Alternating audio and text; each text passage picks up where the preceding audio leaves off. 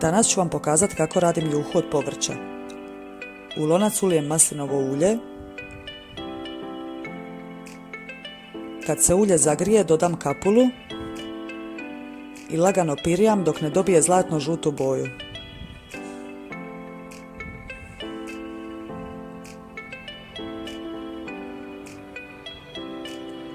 Nakon toga dodam naribanu mrkvu i još kratko pirjam.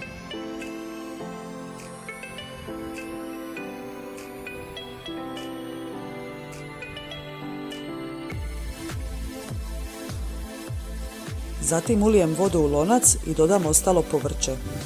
Stavljam ono povrće koje u tom trenutku imam u kući. Dodam sol i ostavim da se kuha oko pola sata, ovisno o veličini i vrsti povrća.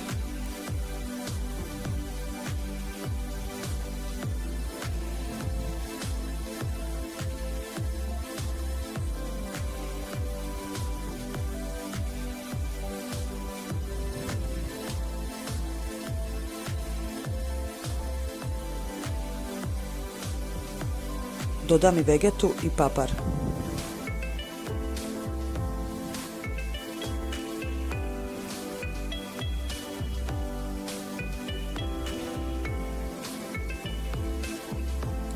Kad je juha gotova, procijedim je u drugi lonac i stavim tjesteninu za juhu. I ostavim da se kuha prema uputstvima na pakiranju.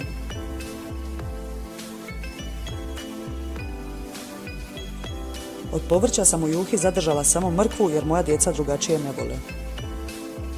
Ako vam se video sviđa, pretplatite se na kanal i kliknite na zvonce da dobijete obavijest za svaki novi video.